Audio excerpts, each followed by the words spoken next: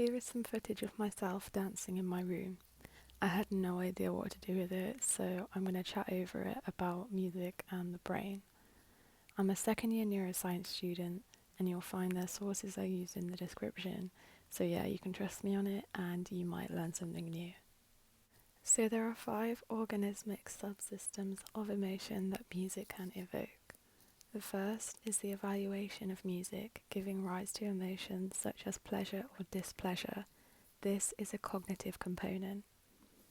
The second is that music can induce strong action like dancing.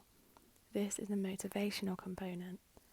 The third is music changing peripheral physiological activity associated with relaxation or arousal. This is a physiological component.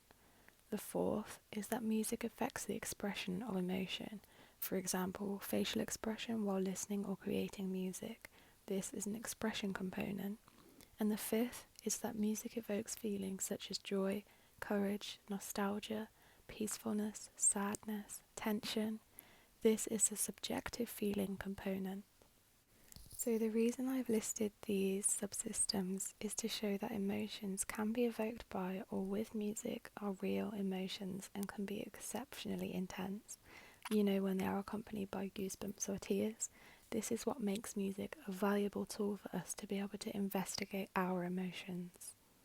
Brainstem structures of the auditory pathway are involved in music-evoked emotions. The very first auditory processing stages in the brainstem, which are the cochlear and vestibular nuclei, project into the reticular formation, which contributes to the arousing or calming effects of music. The inferior colliculus is a part of the midbrain that serves as a sound center for the body. It can encode consonance and dissonance, which are 2 categories of simultaneous sounds. Consonance is associated with sweetness and acceptability, whilst dissonance with harshness and unpleasantness. The inferior colliculus also hosts numerous other projections onto our motor neurons, which initiates and supports skeletal, smooth, and cardiac muscles. These brainstem connections are part of the basis of the visceral reactions to music. Visceral reactions are intense, gut-deep bodily responses, a physical reaction to a non-physical experience. So we know that music is a stimulus we can use to evoke and modulate emotions and mood.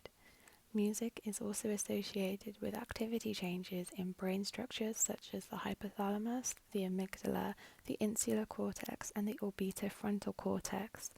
These are structures known to modulate heart activity. Several mechanisms, including the autonomic nervous system, mean that music-evoked emotions have effect on the regulation of heart activity, heart rate, heart variability, blood pressure, and respiratory rate.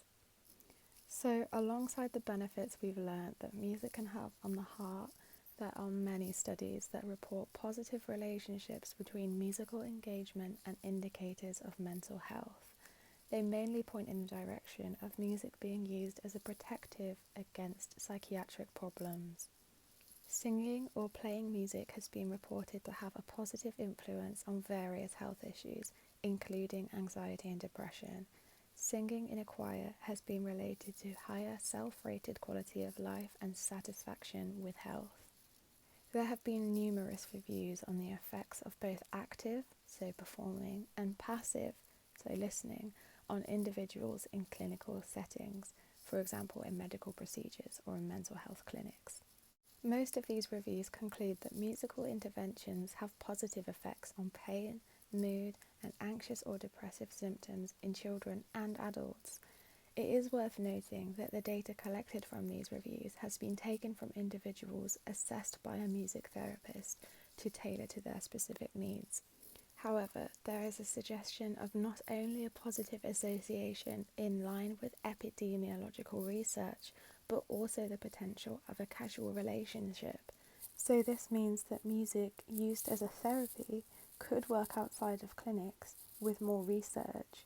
But from the research we have got, we can conclude that listening to music benefits your mental health.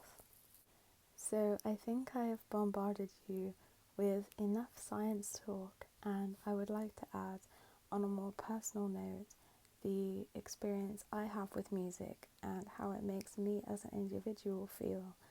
A big thing involving music for me is the social aspect.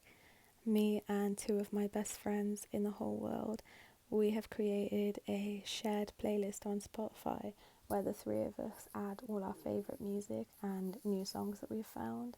And I have found it so much fun and something to look forward to and something we can listen to together. And it really strengthens the relationships that you can have with people. The man that I love also does music production at university, and watching him produce gives me a good feeling, even though it isn't even coming from me. So, yeah, music is brilliant, and I hope you learned something new.